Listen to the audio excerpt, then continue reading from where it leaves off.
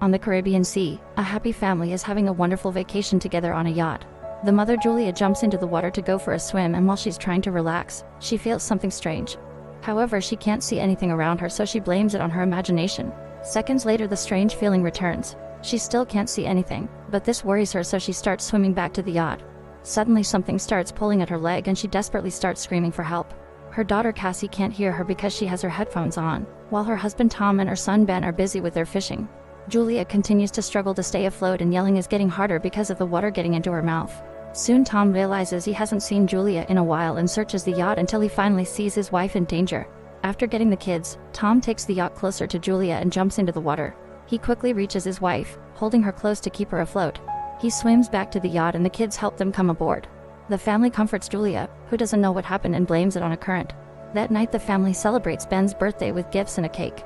Cassie gets a call from her boyfriend, so she goes outside with a laptop to talk in private. He shows her that huge thunderous clouds have appeared above the city before the video call glitches and freezes. Cassie rushes back to her family to tell them what happened, and Tom blames it on being too far from land to get a good signal. At that moment they hear a noise and go outside to discover a pod of whales passing by. Tom explains that whales follow the Earth's magnetic field, but when storms cause abnormalities, the confused whales follow the storms to the coast instead. Suddenly the yacht shakes, making Ben fall. Tom is worried that something may have damaged the yacht, so he goes diving to take a closer look. After a few seconds of searching, Tom resurfaces with a cut on his shoulder. Julia stitches the wound while Tom explains that he felt something behind him, and when he turned around, he got cut by the propeller. Whatever was swimming near him was really big, but he couldn't see it. What Tom did find was severe damage to the yacht, so they need to call for help. Julia repeatedly tries the yacht radio while Cassie keeps looking for a signal on her phone to no avail. Suddenly she's startled by a strange creature, but it's just Ben playing a prank with a mask. Eventually the yacht stops working and is stranded in the middle of the sea. Julia finds a voice on the radio, but it's all indistinct noise. Tom says they have enough water and food for 4 days, so they'll have to wait for a fishing boat to pass by. Suddenly the radar detects something nearby and the family hears a strange noise. They rush outside and are shocked to watch several meteorites landing on Earth, making huge impacts as they crash. A meteorite falls into the water nearby, so Tom rushes to force the yacht to move again. As the engine struggles to move ahead, another meteorite falls and hits the area. The family holds on to each other in fear, and Tom notices that the balls of flame aren't meteorites, they're satellites. Then Ben points at some smoke coming out of the yacht. Tom takes a look and confirms the engine is fried. The wind is starting to pick up, so the family hides inside, not noticing that the compass is going crazy. The yacht starts shaking and Ben falls again, getting hurt in the process. As the waves crash against the yacht, Tom struggles against the wind to get the life jackets from a box outside and brings them to the family. At that moment the power goes out, so Tom moves fast to press a button on the power box. When the lights return, Ben notices that Julia's nose is bleeding. As Julia starts getting dizzy, Cassie runs to the sink to throw up. Tom keeps trying the radio to no avail. Suddenly the family hears a high-pitched noise and the wind gets worse. Julia tries to keep the doors closed, however a hatch still opens and soon the wind is breaking the windows. Tom lights a flare before darkness takes over. The next morning the family wakes up and they're shocked to realize they survived the storm, although the yacht is mostly destroyed.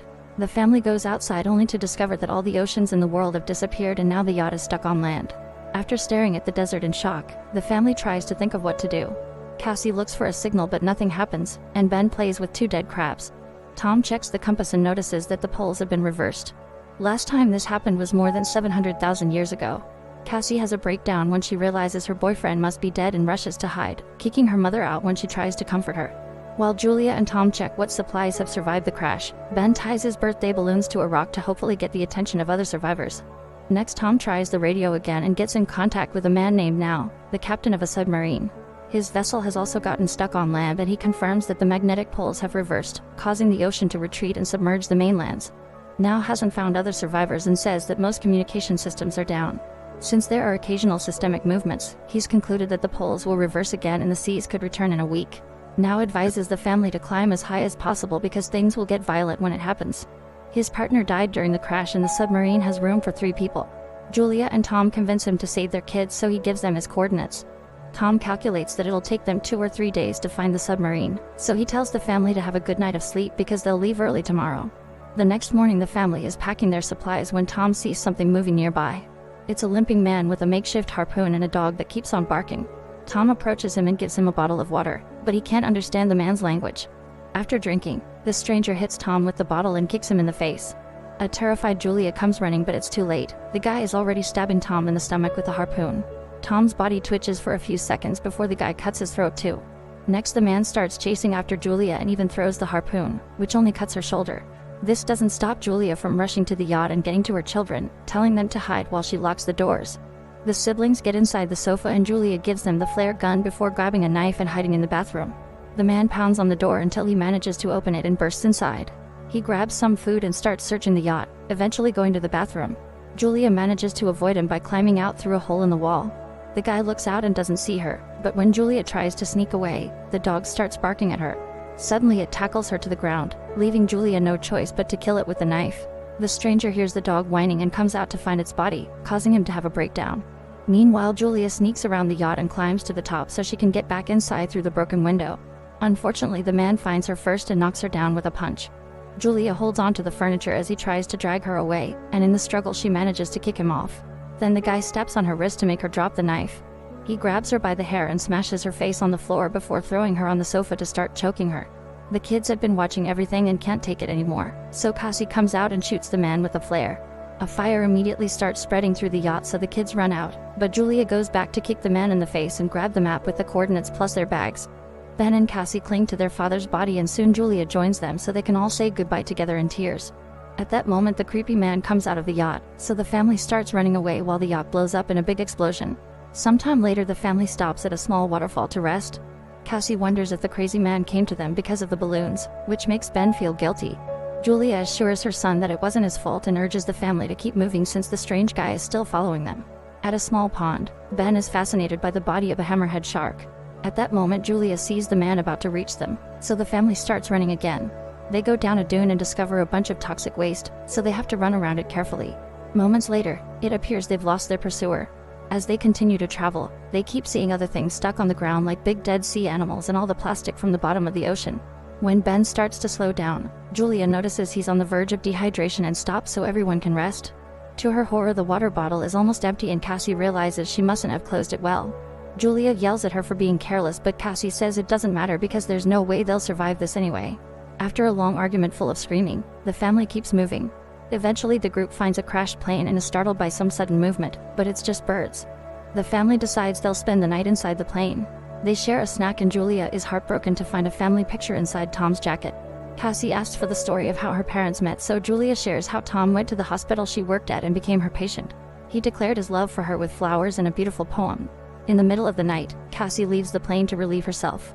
Suddenly, the creepy man surprises her from behind, but Julia jumps on him first and repeatedly stabs him with unleashed grief and fury. Cassie has to help her calm down with a hug. The next morning, the body is covered in fleas. The family notices it has many bite marks, so there must be some animal hiding in the area. After the group leaves, a bunch of crabs come out of the man's mouth. A few hours later, Julia and Cassie stop to look at the map, but Ben just keeps walking even when Julia tells him to stop. He desperately buries his face in a pond to drink and Julia quickly pulls him back, explaining that unknown water could make him sick. The family keeps on traveling and has to cover their heads to protect them from the scorching sun. Ben is starting to feel dizzy, so when they discover a bunch of old chairs, Julia and Cassie use them to improvise a shelter. Julia gives Ben a medicine injection and they agree to spend the night there. Early in the morning, Julia wakes up because she hears a weird sound. She leaves the shelter to investigate and is shocked to discover a swarm of crabs coming closer. Julia rushes to wake up her kids and the family starts running as fast as possible. They come across a huge cargo ship and run toward it, noticing that 3 crew members are still alive. The woman wants to help them, but the 2 men refuse and the group hides inside a container, which they lock to keep the family out. The crabs are almost there, so Julia makes the kids climb to the top of the container. When she starts climbing too, the crabs begin to violently pinch her leg. The siblings have to help her mother up before she's dragged down. There's a hole on the side of the container, so half of the crabs go inside. The crew members open fire, but there are too many critters. Soon the crabs overpower and kill 2 of the workers. The last man reaches a hole in the ceiling only for the crabs to bring him down and kill him too. Afterward, Julia bandages her leg injury and passes out. Sometime later, she wakes up in a sandstorm and finds herself alone. She panics as she comes down to look for her kids, although first she grabs the dead woman's weapon. Hearing her mother screaming, Cassie quickly comes back and explains that they went out to look for help, but they didn't find anyone. Then they reunite with Ben, who's found an open container they can rest in until the storm is over. Julia uses Tom's lighter to cauterize the wounds, which is incredibly painful. Once the storm is over, the family finds a bunch of water bottles in another container. Next, they check on the bodies and discover a radio plus a gun. Julia calls now and informs him she's lost the map. In return, now reveals he's been attacked by arthropods, which are creatures from the abyss. It seems the oxygen has driven them crazy. Now tells the family to hurry because his instruments have calculated that the sea will come back faster than expected, so they only have a few hours. He shoots a flare and the family starts walking in that direction. After a long walk, the family finds a broken toilet and Ben pees in it. They can finally see the submarine nearby, but they'll have to cross a huge rock formation to reach it. As they make their way through, the walls start shaking and rocks begin to fall, causing a massive rock slide. Julia pushes her kids out of the way just in time and moves back to avoid getting crushed. Now there's a rock wall blocking the way between them. Julia tells the kids to keep going without her, but Cassie refuses and insists her mother should try climbing. An argument ensues, and after lots of yelling, Julia promises she'll find her kids later. A reluctant Cassie then finally drags her brother away. The kids climb the rest of the rocky formation and run toward the submarine, only to find Now bleeding outside. He explains it's over for him so the kids can take the submarine. Realizing they'll have an extra spot, Cassie runs back to find her mother. Meanwhile, Julia is horrified to see the crabs coming and opens fire. She manages to kill a few of them, but the swarm is too big and she can't fight them all. At that moment, Cassie appears on top of the wall and offers her hand, so Julia starts climbing as fast as possible with her wounded leg. With Cassie's help, she reaches the other side and they run together to the submarine. Ben is already standing on the roof and opens fire to keep the crabs distracted while his family climbs too. The crabs find Now's body and immediately feast on it. Julia takes the gun and keeps the fire going while she makes the kids go inside. Once they're safe, she realizes she's out of bullets, so she throws the gun at the crabs and joins her children inside. The family makes sure to lock the hatch properly and watches the crabs surround the submarine on the windows. At that moment, the ocean finally returns, so the trio rushes to their seats and puts on the belts before holding hands. The raging waves soon hit the submarine and start throwing it around, causing Julia to have visions of everything that happened and Cassie to throw up. Soon the high-pitched noise returns and knocks the family out. Sometime later, Julia and the kids wake up and are happy to confirm they're alive. They unlock the hatch and go out to discover that the waves have dropped the submarine in a destroyed city, which means there's hope to survive and rebuild. Make sure to subscribe and turn on notifications so you can watch more videos like this. Thanks for watching.